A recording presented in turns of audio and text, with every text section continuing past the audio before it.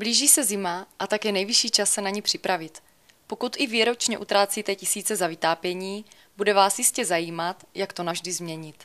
Nacházíme se na půdě rodinného domu a pan inženýr Makovič z firmy IP Izolace Polná nám prozradí, jak levně a přitom efektivně zateplit dům. Dobrý den. Ze školy z hodiny fyziky víme, že teplo stoupá vzhůru. Z energetických výpočtů vyplývá, že až 30% energie nám uteče právě půdou. Proto je výhodné zateplit podlahu půdy. Čím tedy musíme začít a jak poznám, že můj dům potřebuje zateplit podlahu půdy?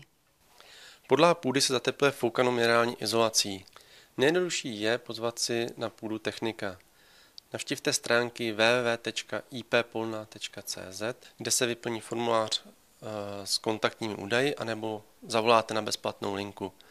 Následně vás kontaktuje technik, který si s vámi domluví zkusku u vás přímo na té půdě a provede její kontrolu a oměření. První, co na té půdě potom udělá, je, že vytvoří sondu v podlaze, jestli tam je dutina, protože foukaná minerální izolace se předně fouká do dutin. A co když dutinu nemáme? Pokud technik nenajde dutinu, tak navrhne jiné řešení. To může být buď to zafoukání na volnou podlahu, kdy vytvoří jenom lávky, abyste se dostali ke komínu nebo k vikýři, anebo navrhne řešení vytvořit úplně novou rovnou podlahu a ta vytvoří dutinu, která se následně zafouká. Stropní systém Magmalax se skládá z lamel a lišt, ze kterých konstruktéři vlastně postaví rošt, který je lehký, vysoce únosný a rovný. Tím se vytvoří naprosto rovná podlaha, do které se ten materiál následně zafouká. Jak tedy samotné zateplení probíhá? Takže my si dneska ukážeme zateplení do dutiny. To znamená, že jsme udělali sondu a našli jsme tam dutinu. Půdu nemusíme vyklízet, najdeme jenom jedno prkno uprostřed, které se zvedne a fouká se hadicí do stran pod tím prknem. Izolatér dá v autě venku před domem izolaci do stroje a ta se hadicí nažene přímo do toho místa. Takže se nestaví lešení, nedělají se úpravy, je to jednoduché, čisté. Můžete nám ještě něco říct k materiálu, který se k izolování používá? Jedná se o materiál Magmarelax, máme více druhů.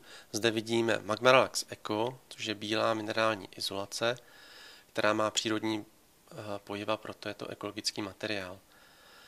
Hlavní výhody jsou za prvé, že tento materiál nesléhá, nenavlhá, neplesniví, nemají ho rádi škůdci, takže nám tam vydrží řadu let. Při přípravě natáčení jste mi říkal, že izolujete i jiné objekty. Je tedy tato izolace vhodná například i pro bytové domy? Ano, tato izolace je vhodná pro bytové domy a my ji úspěšně používáme i pro panelové domy, kde se dostaneme do vysokých výšek. Je potřeba tedy, aby tam byla dvouplášťová střecha anebo konstrukce s dutinou a pak se dá velmi vhodně snadno zateplit. Když bude majitel domu chtít foukanou izolaci, co mu poradíte, jak má vybírat? Osobně bych doporučil vybrat si Magmarelax. Není to jenom izolace, ale je to systém Magmarelax. Nabízí řadu služeb, je tam bezplatné oměření, doprava po celé republice zdarma, ale také vysoké záruky, záruka na izolaci až 10 let a každý zákazník, který si tuto izolaci objedná, získává zdarma oměření termokamerou. Tak teď už vím, jak zateplit dům a ušetřit peníze. A co vy?